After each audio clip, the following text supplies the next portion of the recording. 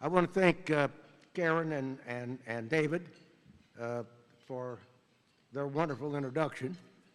And as last year's recipient of the Entrepreneur Award, it gives me great pleasure to be with you here again today to celebrate the work that Arch Grants does for our community. Tonight, I have the pleasure of presenting the 2019 Entrepreneur Award to this year's honoree, Bob Chapman. I don't know another organization in St. Louis that has grown faster than Arch Grants. It's remarkable what they have been able to accomplish. The young, ambitious entrepreneurs that they attract are crucial to ensuring our long-term success right here in good old St. Louis. And their optimism to drive economic development in new innovative ways is just exactly what we need. Bob Chapman is very serious about using his platform to build yet a better world. And among other things, he was recently named the #3 CEO in the world by Inc. magazine.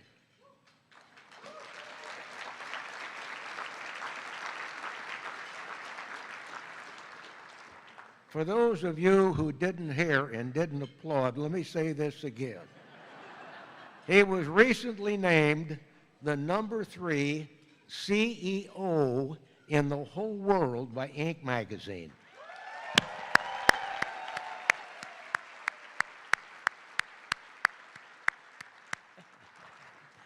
I know Bob, and Bob's world is a world in which his people leave work every day fulfilled by the work, not drained by the work. There's a big difference. His world is full of caring business people who know how to utilize their talents with a genuine sense of fulfillment for their contributions. And in this world, people go home happy because their work is so fulfilling to them. As chairman and CEO of Barry-Wehmiller, a $3 billion global capital equipment firm, Bob has championed wonderful work results with his leadership skills. He gets right in there with them and helps them, and they appreciate him like you cannot believe. His leadership philosophy and the transformation it has brought to Barry-Wehmiller was the inspiration behind his 2015 Wall Street Journal bestseller entitled "Everybody Matters: The Extraordinary Power of Caring for Your People Like Family." Let me repeat that. The extraordinary power of caring for your people, the people that work for you, like your family. And those of us that are running businesses and are very, very close to all of these wonderful people who make it happen, that is one of the greatest phrases I think I have read in a long time. Caring for your people like a family, and that's indeed what they are.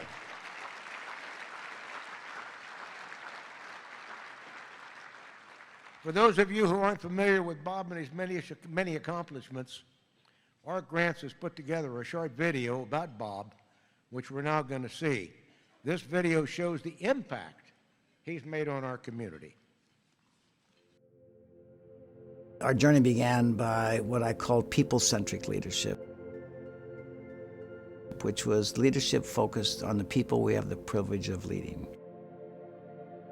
This is the way we are called to treat each other, where we genuinely care about the people that we have the privilege of leading, and we have the skills and the courage to express that, so that we send people home each night knowing that who they are and what they do matters.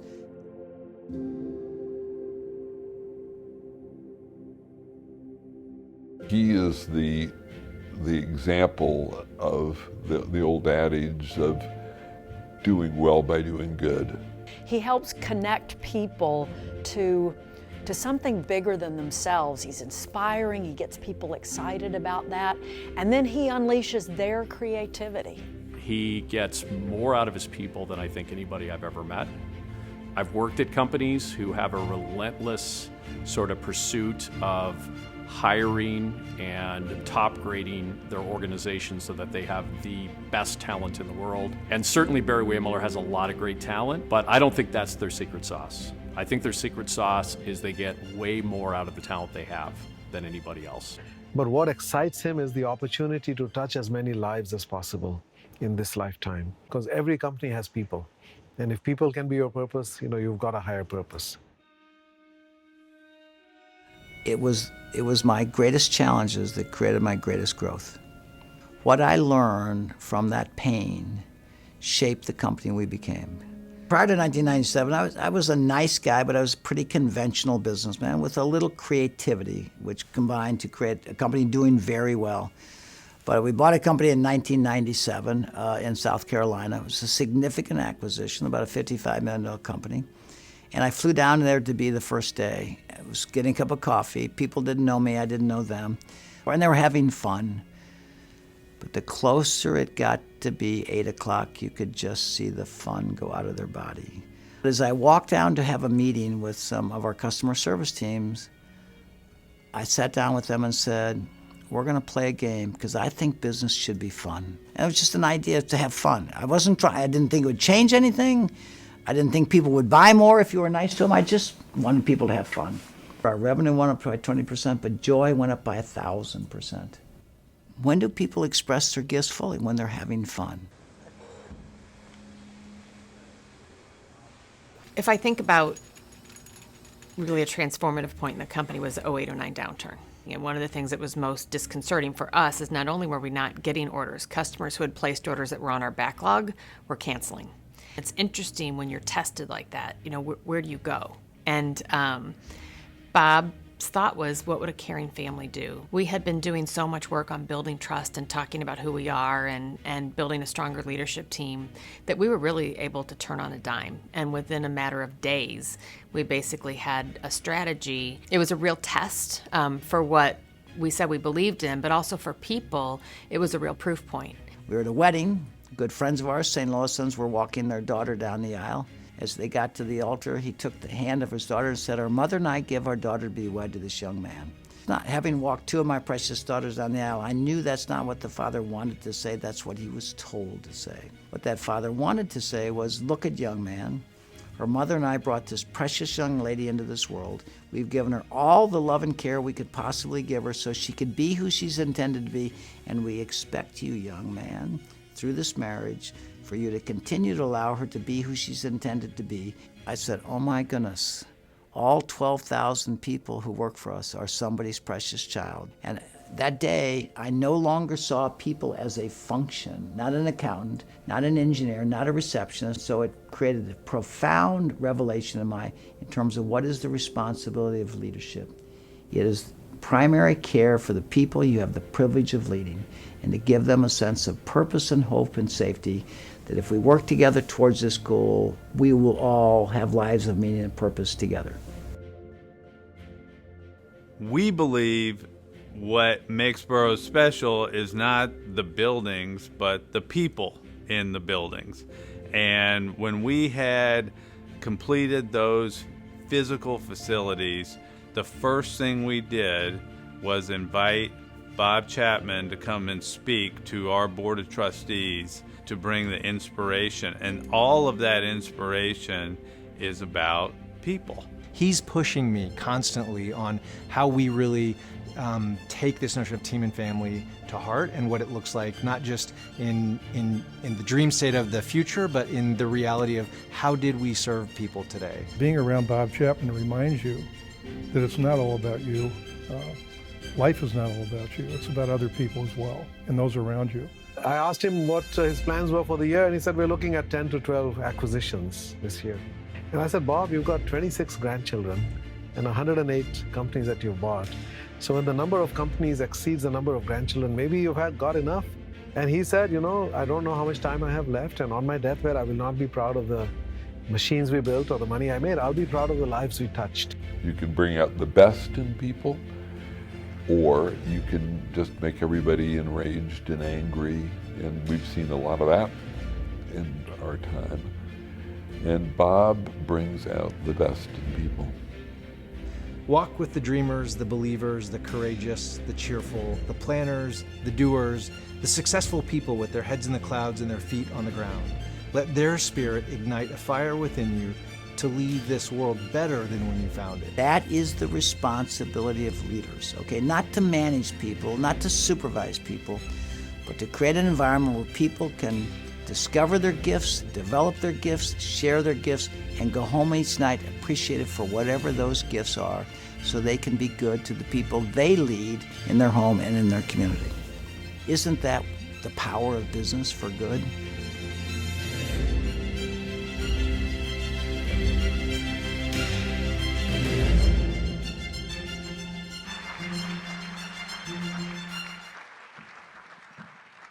It gives me great pleasure to introduce the chairman and the CEO of Barry-Wehmiller, Bob Chapman.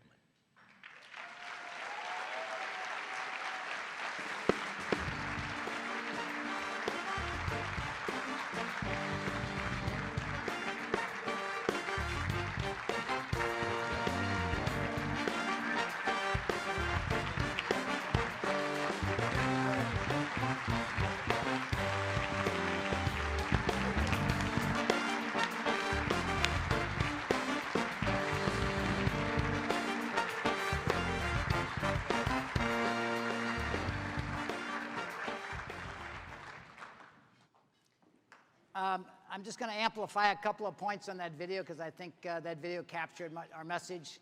And what I want you to leave with is the way we, as a group of entrepreneurs, as business people, professionals in this community, the way we carry out our professional role, we have learned, affects the way the people in our organizations go home and treat their spouses, their children, and act within the community. So the power of business could be great.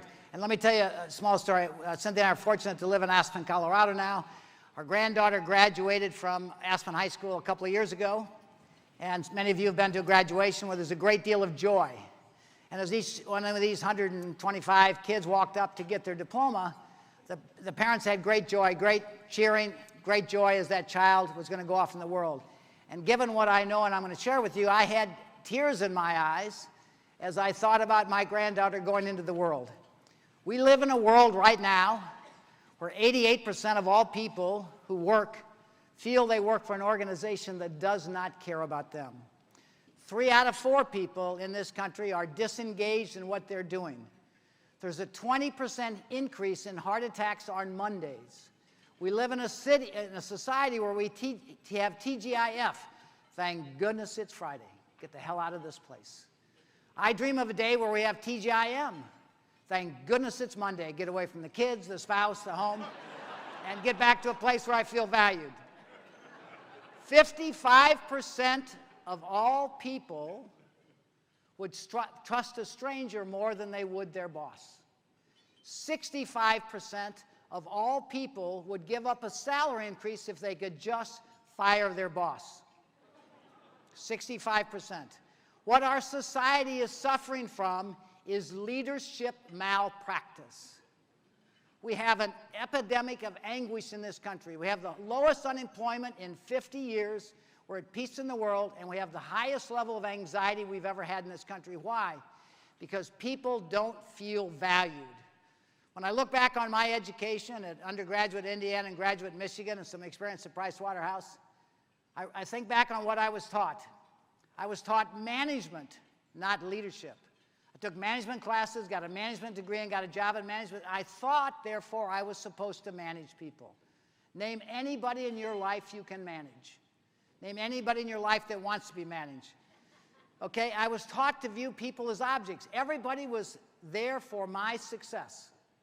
I define the word management means, in my journey, what I believe it means is the manipulation of others for your success. Leadership is the stewardship of the lives entrusted to you. But I was never, and in our society, we define success as money, power, and position.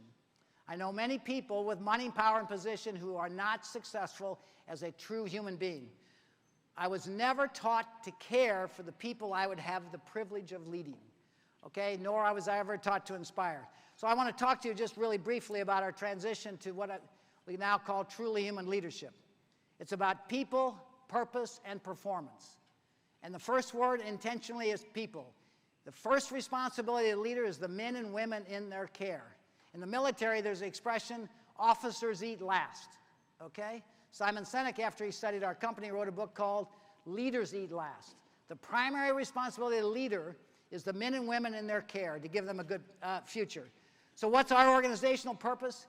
To create economic value in harmony with human value. Okay, not at the expense of human value, in harmony.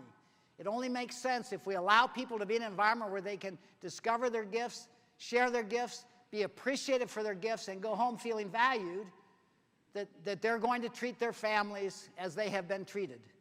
So we're giving the people a chance to find out who they are, work for a higher purpose, because Gallup found the #1 source of happiness in the world is a good job working with people you enjoy. Okay, so what do we deny to 88% of the people? So all we want to do, we began very simply, we wanted the 12,000 people around the world that work for our company to go home each night knowing that who they are and what they do matter. That is the key to our organization. So I would say, I was interviewed by Washington University organizational development professors a few years ago. After about an hour-and-a-half interview, they said, "You're the first CEO I've ever talked to that never talked about your product." I said, "I've been talking about our product for the last hour-and-a-half. It's our people. I will never go home at night proud of the machines we will build. I will be proud of the people who built these machines and our chance to touch and make these lives more meaningful." Some people say you need to get the right people on the bus. I believe you need to build a safe bus. And the safe bus to all you young entrepreneurs is a business model that is sustainable and gives people a sense of safety and hope for the future. You've got to build a good business model, and then you have leaders, drivers of the bus, who know where they're going and how to get there safely. Then anybody who gets on the bus is going to be fine. I always say it's a responsibility of a leader to walk with your head in the clouds and your feet on the ground, have a sense of where you're going and where you are and how you're going to get there, and share that vision with people. So what are our key learnings from this journey? Leadership is not a job, it's a privilege. The opportunity to impact other people's lives is a privilege, and we don't prepare people for that privilege because we teach them technical skills, not human skills. The Industrial Revolution was about economic gain because we thought if people made money, they would be happy, okay? What we needed was a human revolution in harmony with the Industrial Revolution, so human dignity would grow with economic value, because that's what we're suffering from today. Everybody in your company at every level simply wants to know that who they are and what they do matters, and it's your responsibility to make sure that they go home knowing that they matter. When you raise kids, Cynthia and I raised 6 kids, that's where our leadership model came from. You're taught that if you don't compliment your kids 5 times for every one possible suggestion they could do something better, they won't be able to hear it. What's the difference in business? Okay, so that's the key. The other thing, in our communities, we have great recognition events for people who write checks to our charities, which are wonderful people with good intention. But the greatest act of charity is not the checks we write, it's the way we treat the people in our span of care. Because what we're feeling today, the anxiety and depression in our kids, is coming from our family units. And if business simply focused on sending everybody home fulfilled, our children would see more loving parents and get the skills from their parents to go out and live more loving lives themselves. So the frustration I feel we're seeing in this economy, because it's all about share price, it's all about economics. The good news is the CEO Roundtable recently announced that corporations need to think about more than just shareholder value. They need to seek of stakeholder value. How are we affecting people's lives? We believe we were blessed with a leadership model that could profoundly change the world if we simply began to care about the people we had the privilege of leading. And we felt compelled from visitors coming in to our company saying that they'd never seen anything like it. They saw the answer to world peace. And so we decided that we needed to share this with people who believed. And so we created Chapman & Co. Leadership Institute based in Clayton. American Airlines is our biggest client, Meyer Food Stores, Gallo Winery, Shell Oil Company. So we are now trying to help others join us to show that business, I honestly don't believe that government could possibly make this world better as much as everybody in this room could. If we all leave this dinner tonight committed to looking at the people you have the privilege of leading as somebody's precious child, we could profoundly change the world as we know it. So I'd ask you to join us in this journey, to join us to show that we can care for people and create value in harmony. They're not in disharmony. So I very much appreciate the Arch Grant recognition. I appreciate the opportunity to share our blessings with you. And I hope that I have in some ways touched you to understand the profound opportunity we have to improve the world so my 20 grandchildren can have a chance to work for an organization. Sam knows 6 more than I do. Anyway, I invite you to join us in this journey. Let St. Louis be not only a place of entrepreneurship, but a place of caring. Thank you very much.